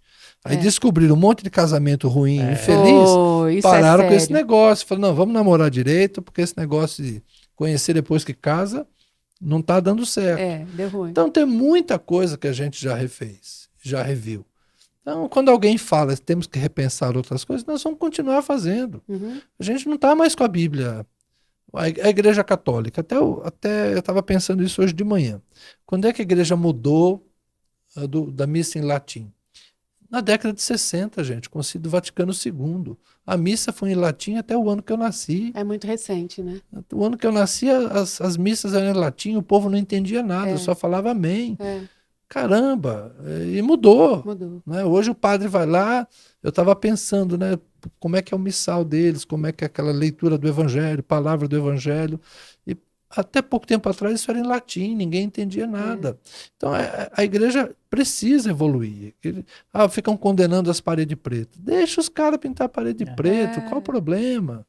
Porque fica lá a luz, é um culto ao homem. Cara, deixa o povo fazer. Daqui a pouco essa moda passa e vem outra. A gente parede amarela. A gente sacralizava. Já teve de toda cor. A gente sacralizou outras coisas e depois dessacralizamos. E esse é um processo que não para. O evangelho está acima disso tudo. Porque o evangelho está na África, na Ásia, está na Europa, está nas Américas. O evangelho está em todo lugar. Por quê? Porque o evangelho é um conteúdo diferente da cultura. Isso. Jesus está acima da cultura. Isso, amém. Compreende? Então, ainda que a cultura mude, ainda que a liturgia mude, que o culto mude, Jesus não muda. Isso. O que a gente tem que defender na Bíblia? Por que a Bíblia é fundamental para nós? Porque Jesus hoje aparece muito pouco e para poucas pessoas. Eu ouvi hoje um testemunho de um cara que estava reunido lá, coisa no Instagram. Estava numa reunião lá com os pastores indígenas, eles conseguiram chegar numa tribo, numa alcançada, e quando ele chegou lá, o pajé falou, vocês são aqueles que vieram trazer para nós as notícias. Tem um homem de branco que tem aparecido e falado conosco algumas vezes, dizendo que eu tenho que ouvir as palavras que vocês vieram trazer. É a mesma coisa que o anjo que foi na casa de Cornélio. Mas isso dizem que Jesus está aparecendo lá no Islã, para os muçulmanos. Tem muita história. Jesus aparece, mas para pouca gente. Por onde a gente conhece Jesus? Pelos evangelhos. Por quê? Porque foram as pessoas que andaram com Jesus e receberam dele a ordem. O que vocês estão vendo, o que vocês viveram, disso vocês vão ser testemunhas. Quando eles estavam morrendo, eles perceberam, nós temos que deixar nosso testemunho. Vamos escrever. A comunidade deles, que andou com os apóstolos, resolveu escrever para preservar o testemunho. Porque de início eles achavam que Jesus ia voltar logo. Já que Jesus está demorando, olha Lucas dizendo, muita gente já empreendeu a tarefa de escrever. Eu resolvi fazer um relato ordenado. Isso. Ele está pegando Marcos, mais que é uma outra fonte, mais outras coisas e constrói o seu evangelho. Está lá escrito, gente, que o evangelho não caiu do céu, o evangelho foi uma pesquisa, o evangelho foi escuta, o evangelho é um texto produzido. O Espírito Santo está nisso? Tá. Mas ele está agindo por meios naturais, não são meios sobrenaturais. Então, o que é a Bíblia? Agindo pela percepção de quem escreveu também, né? O que é a Bíblia? Pela língua de quem escreveu, A pela Bíblia percepção de mundo, né? Pela visão de mundo que E ele isso, a escreveu. Bíblia é o relato muito daqueles que andaram com Jesus e nos deixaram a história. Agora, se eu encontrar hoje um outro Jesus, um Henrique Cristo aqui, nosso vizinho, não está batendo, não bate com Jesus de Nazaré. Então, peraí. Então, esse é falso Cristo, é um anticristo, é um falso Cristo. É. Eu só vou encontrar o Cristo verdadeiro se ele for igual ao que apareceu aos apóstolos. Ao Se testemunhado, não, é um né? falso. É. Virão outros Em menor, dizendo né? que sou eu. Mas não será. É. Então vocês fiquem atentos. Então a Bíblia é a nossa referência. Compreende? Por Aham. quê? Porque é o testemunho daqueles que andaram, que viram Jesus. É isso que a gente precisa ter. A essência da Bíblia é Jesus. Uhum. Assim como a essência do Antigo Testamento é a antiga aliança, a gente tem que interpretar o Antigo Testamento como antiga aliança. Isso, E interpretar o Novo Testamento como nova aliança. O Isso. centro é Jesus Cristo. isso. Eu posso até dizer que o antigo aponta para Cristo, Uhum. mas são duas coisas diferentes. Não posso dar o mesmo peso, o mesmo valor para duas coisas distintas. Uhum. A antiga aliança passou, a nova aliança é eterna. Acabou. Está escrito em Hebreus, não sou eu que estou inventando. Isso. Está escrito lá. Então a gente precisa parar de tentar colocar tudo em pé de igualdade Isso. quando a Bíblia mesmo diz que não é igual. Mas por quê? Porque as pessoas querem defender a Bíblia e não Deus, Uhum. e não Jesus, É. e não a revelação do Espírito. Eu sei que é difícil você falar que nós temos que ser guiados pelo Espírito. Aí cada um vai dizer uma coisa, mas o Espírito, quem tem ouvidos, ouve o que o Espírito diz. É, igreja. É a igreja. Muito Então, bom. o que o Espírito disse às 7 igrejas da Ásia, que eles estavam vivendo naquele momento, aquilo que está lá. Uhum. Nós temos que ouvir o que o Espírito diz para nós. Então, eu sou a favor que a gente use a Bíblia como a nossa referência, mas que a gente tenha diálogo com a cultura, porque é isso que o cristianismo vem fazendo há 2000 anos. E ficar pensando, Transformando a cultura, inclusive, né? salgando. Transformando. Nós é. somos o sal. Exatamente. Por que nós somos o sal da terra? Porque a gente está na terra. Porque É. nós somos a luz do mundo. Porque nós estamos no mundo. Uhum. Agora, se eu me aparto, eu perco a minha função. Se eu não dialogo, né? Isso. Entendeu? Só que eu Aham. não preciso querer que o passado seja melhor. Está lá em Eclesiastes, não diga que os dias passados eram melhores. É, jamais Não dirias é? isso com sabedoria. Então, eu penso que nós podemos construir uma sociedade melhor. A gente pode influenciar para que o mundo melhore. E uma das formas para fazer isso é ser menos fundamentalista e mais dialógico, né? Uhum. Conversar um pouco mais com as pessoas, ouvir as outras pessoas. Esse Entendeu? papo é chocante. Foi o que a gente conversou nos bastidores, né? Que a gente É falando um pouco, de redes sociais, das um pouco bolhas. herético para muita gente, mas paciência. Mas olha, eu creio em milagre, eu oro pelos enfermos, eu mesmo já fui curado, eu creio em milagre, eu É creio batizado no Espírito eu creio, Santo. sim, eu creio Ai, na pronto. ressurreição de Jesus Cristo. Amém. Eu creio que ele nasceu da Virgem. Então eu não sou. Então não desliga aí. eu não Dá sou, hate. eu não sou um liberal que não crê em nada. Não, eu creio. Eu creio. Eu creio que existiu o profeta Moisés, eu creio que existiu Jeremias. Eu creio nessas coisas, entendeu? Agora, eu entendo a Bíblia como livro. É. A Bíblia é livro. É livro. É palavra de Deus? É, porque é o que Deus falou com aquelas pessoas. Uhum. Mas Deus continua falando também hoje. Então vamos ouvir. Muito bom. O que a gente estava conversando nos bastidores sobre rede social, sobre as bolhas, a gente ouvir sempre as mesmas coisas. E é tão interessante quando você pesquisa uma coisa, as redes sociais só mandam aquilo para você. né? Esses calvinistas chatos eu não aguento não, gente. Esses calvinistas fundamentalistas são doses. E daí, quando O você senhor ouve, é arminiano? Também não, porque o arminianismo tem coisa que não convence. Ai, O calvinismo não me convence, o arminianismo não me convence. Os dois Aí têm pra pontos você que não pares. tá entendendo nada disso, São vai sistemas ler, teológicos. vai estudar, vai ler, vai escrever. Vai ler, vai estudar. E- Eu fui calvinista, eu fui presbiteriana, e eu defendia, eu estudava, eu lia, hoje não sou mais. Né? Mas às vezes o que falta mesmo é a gente sentar e ler. E você não precisa receber tudo, você tem a liberdade de pensar De ser, e de né? conversar com o Espírito Santo e de crer, né?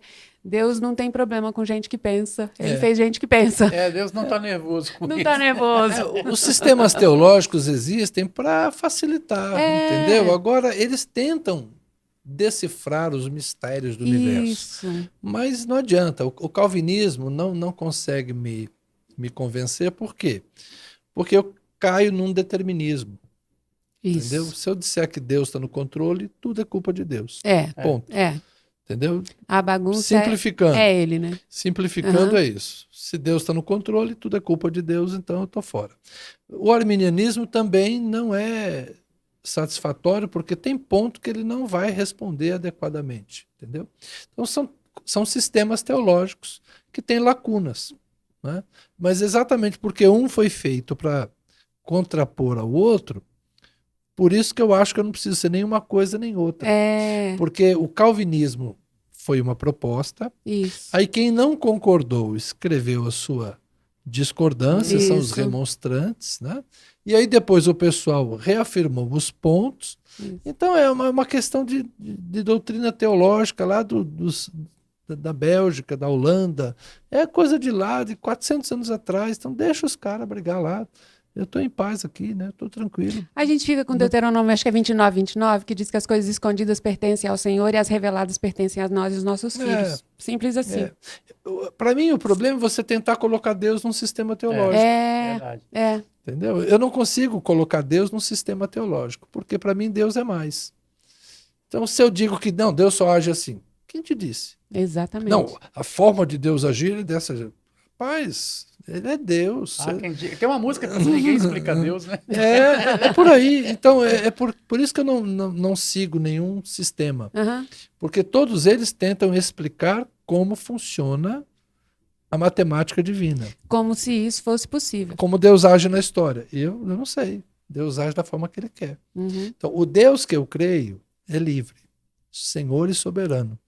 Ele faz o que quer, quando quer e como quer, com quem quer. Deus exalta, Nabucodonosor, em Daniel 4, é muito interessante, é posto na boca dele essa fala, né? Ele exalta e abate a quem ele quer. Entendeu? É isso aí. Ele fez o universo porque quis, governa o que quer, entrega o que quer entregar, deixa ao acaso o que quer deixar. E vai permanecer desse jeito até quando ele quiser. Né? Exatamente. A hora que ele estiver satisfeito, ele para, muda o jogo, muda as regras do jogo. Deus é o cara que, se ele quiser, ele muda o jogo. Acabou. Não, mas o senhor não é assim? Fala, até aqui foi. Daqui para frente eu vou fazer diferente. Ele fez isso na Bíblia. Ele deu a lei. Depois ele foi lá e revogou a lei. Nova aliança. Ele falou uma coisa lá, depois em Ezequiel ele falou, agora não vai mais ser assim. Acabou. Ele disse, eu visitarei a iniquidade do pai no filho até a terceira e quarta geração. Em Ezequiel 18 ele fala, não vou mais visitar a iniquidade do pai no filho. E quem é que disse para Deus? Não, Deus só falou que ia fazer. Falei, mas agora não vou fazer mais. Ponto. Né? Estou chateado com o senhor. Problema é seu. Então tá lá, na Bíblia, Deus não muda. Tá lá na Bíblia. Deus como pessoa não muda, mas a forma de Deus agir depende de Deus. Deus faz o que ele quer. Então é que tá, o calvinismo não me satisfaz por isso. Ele aprisiona Deus. Entendeu? Para mim, Deus é muito maior do que isso. Deus está acima das considerações, das modulações, das definições. Para mim, Deus é outro. Pastor, eu queria falar um pouquinho ainda com o senhor sobre o desigrejado. Qual é o papel da rede social? Qual é o papel das mídias na igreja hoje? A gente tem muitas pessoas machucadas com a igreja, muitas pessoas que não querem mais congregar, embora seja uma ordem bíblica lá de Hebreus 10, 23. Congregando online. Então, tem muitas pessoas considerando a sua igreja aquela mensagem que eu ouço online ou aquele relacionamento que eu tenho online. O senhor, como pastor, deve receber aí muitos pedidos de aconselhamento. Eu mesma já recebi no meu Instagram muitos pedidos de aconselhamento online. Qual o papel da igreja? Qual o papel da mídia na igreja? Para mim, o aconselhamento tem que ser pessoal. Né? A gente precisa de gente. Gente precisa de gente. Agora, é pelo menos um paliativo momentâneo para aquela pessoa que está em crise. Sabe aquele médico que você chega lá num quadro, ele fala assim, vou entrar com essa medicação para te tirar da crise. Mas isso aqui não é a solução do seu problema. Depois nós vamos entrar com o tratamento. Então eu diria que o desigrejado que está procurando igreja, a rede social é um bom lugar para ele procurar. Porque como é que a gente procurava igreja antes? Mas isso não é só igreja, não. A gente tem que aprender que a lógica do mundo mudou. Como é que você comprava antes? Você pegava seu carro, parava numa avenida Isso. e entrava num monte de lojas e andando pela calçada. Aí inventaram um shopping center. O que é um shopping center? Todas as lojas que você precisa num único lugar, mesmo inclusive lugar. com praça de alimentação para você ficar lá um dia inteiro. É. Ok? Uhum. Então tá. Como é que você escolhia igreja? Você ficava visitando a igreja, Isso. assistia um culto aqui, um culto ali, um culto lá. Como é que você faz compras hoje? Muito Você entra na online. internet, vê lá o produto, vê a loja mais perto, vai lá e pega. Às vezes encomenda e recebe em casa. É só isso. O que é rede social hoje? É a forma como você procura qualquer coisa. Você vai procurar um salão, um dentista. Você vai lá, ó, tem um dentista tal. O que você faz hoje? Você vai lá ver se tem rede, se tem avaliação. Tô certo? Isso. Não é assim que a gente faz? É. Então, na verdade, nós incorporamos as redes sociais para tudo, para qualquer pesquisa de qualquer produto que a gente vai consumir. E desculpem, a religião é produto. É produto. Então a pessoa fala assim, pô, eu estou morando aqui em Brasília. Deixa eu ver que igreja que tem aqui em Brasília. Vamos primeiro no Maps aqui, as igrejas próximas. Aí ele olha a foto, ele vê o pastor, ele vê se tem um canal, ele Como é o assiste louvor, né? ele assiste um culto. Então, na verdade, ele já está procurando uma igreja. É, Uhum. Você verdade. compreende? Uhum. Isso já é um bom sinal que ele já É. está começando a ficar curado. Já está querendo achar uma igreja.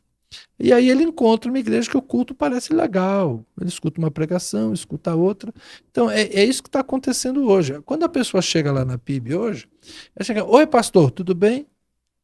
Eu nunca vi a pessoa, mas ela já me viu. Isso. Ela já entrou na rede, já foi lá no YouTube. Há um tempo atrás eu convidei um pastor para pregar lá. E ele nunca tinha estado na PIB. Mas 2 dias antes eu escrevi para ele uma mensagem,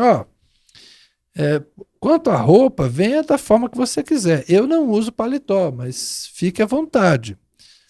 Mas como eu sei que você é inteligente, eu imagino que você já foi no YouTube dar uma olhada. Falou, já fui, já fiz isso. Você está entendendo? É. Então é isso. Até o cara que foi convidado para ir lá na igreja, eu faço isso hoje. Quando alguém me convida para pegar numa igreja que eu nunca fui, eu dou uma olhada para saber como é que é o ambiente, como é que eu vou me vestir, como é que eu Isso. devo falar. É uma ferramenta que nos facilita a vida. Uhum. Então a igreja que não investe em mídia, ela não vai ser achada, a não ser por aquele que está procurando uma igreja. Vi aquela igreja. A moda antiga, né? Essa Aí igreja. você usa o marketing do templo. O templo bonito, o templo chamativo. Você está entendendo? Uhum. A gente sempre usou marketing. Antigamente era o templo, era a torre.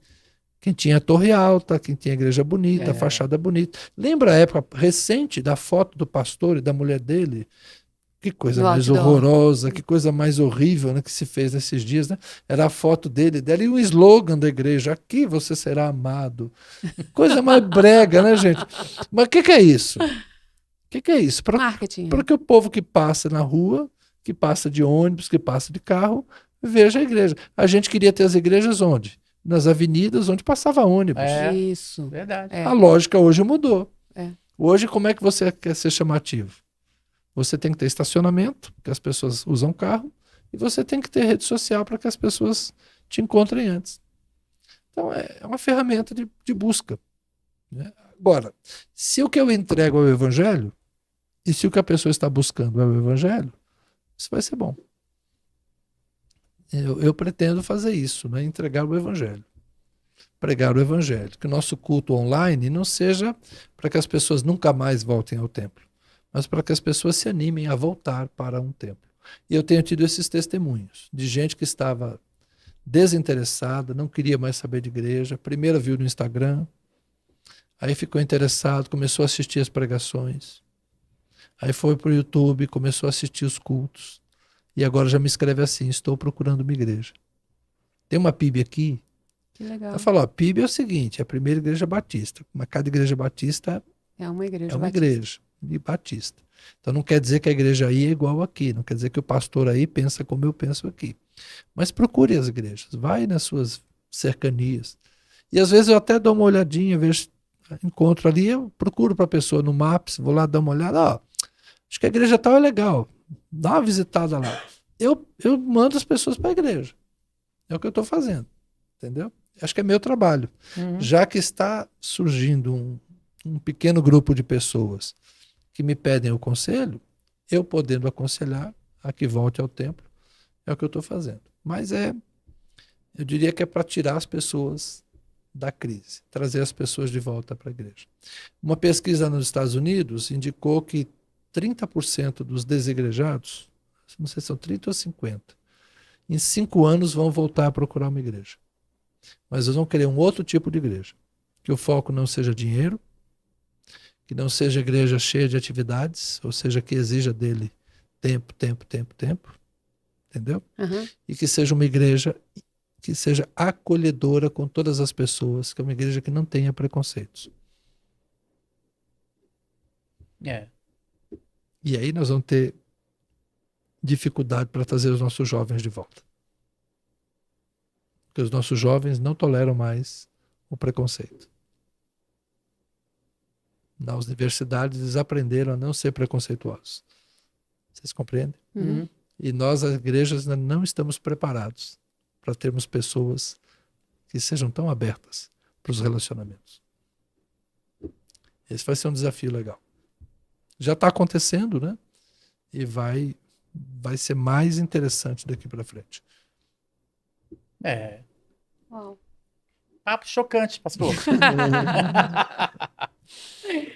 Eu não sei se o senhor sabe, o nosso lume é trazer luz. É isso aí. É. Então, assim, esse bate-papo é muito esclarecedor. Às vezes a gente está assim, ó. Daí a gente traz pessoas que pensam diferente e a gente vai, né? Ampliando a visão. Vai é. ampliando a visão. O evangelho é isso, né? É. É luz, é trazer conhecimento, desde que se procure o conhecimento, né? O conhecimento. Lembra daquele antigo hino? Cristo é a luz que veio ao mundo, é a luz que ilumina todo homem, ele vai voltar. Então, assim, É. Jesus fala: enquanto eu estou com vocês, eu sou a luz do mundo. Isso. Aproveitem enquanto é dia. Paulo vai escrever isso. É. Aproveitem para fazer a obra enquanto é dia, porque vai chegar a noite em que ninguém pode trabalhar. Então, nosso trabalho é sermos luminosos. Isso. Não é fácil ser luz o tempo todo, mas é possível. A gente reflete a luz de Cristo. Amém. É, muito bom, muito bom. Eu queria te agradecer por esse bate-papo incrível, foi muito bom. Espero que não fique só no primeiro. A gente tem costume de receber várias vezes É. o mesmo convidado. É. Então, assim, que as portas aqui para o senhor estão abertas. Foi muito bom o papo, muito esclarecedor, muito instrutivo, né? Muito instrutivo.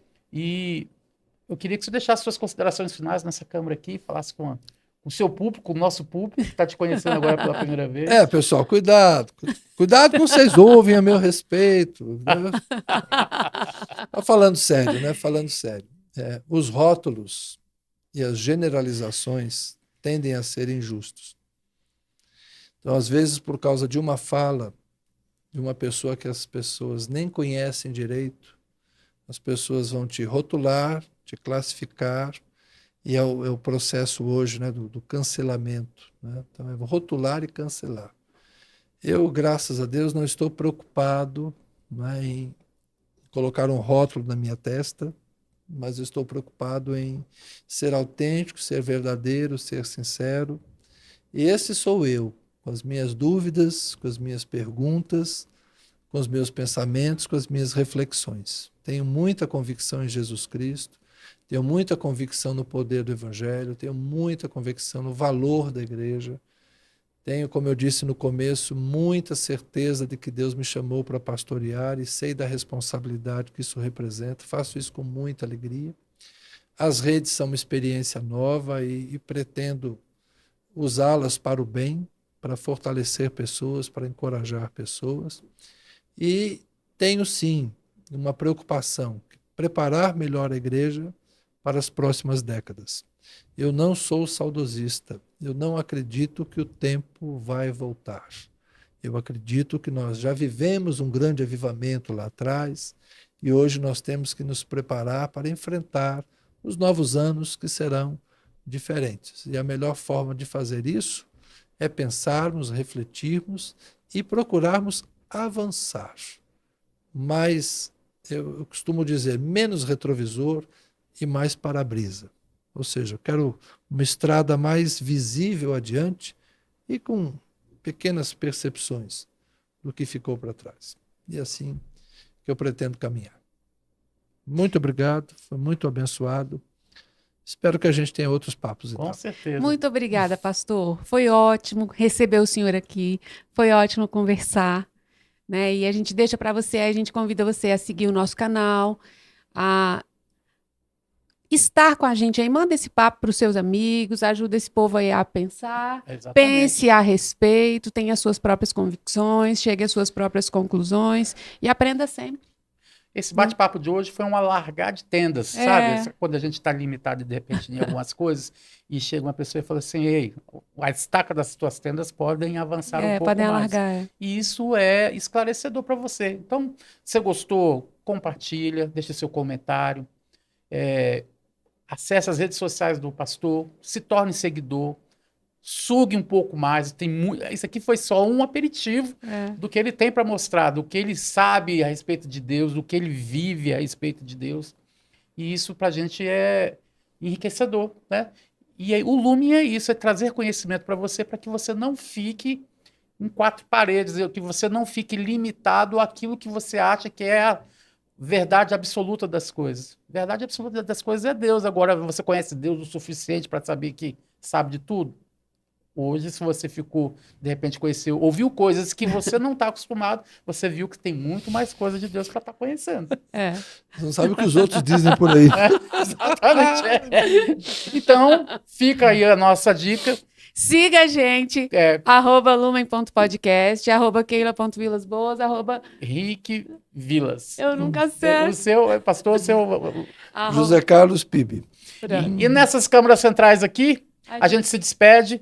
O Lumen fica por aqui, até a próxima. Viva na prática da palavra, estude um pouco mais, se aprofunde um pouco em Deus e você vai ver que ele tem muita coisa para te revelar ainda. Até a próxima. Tchau!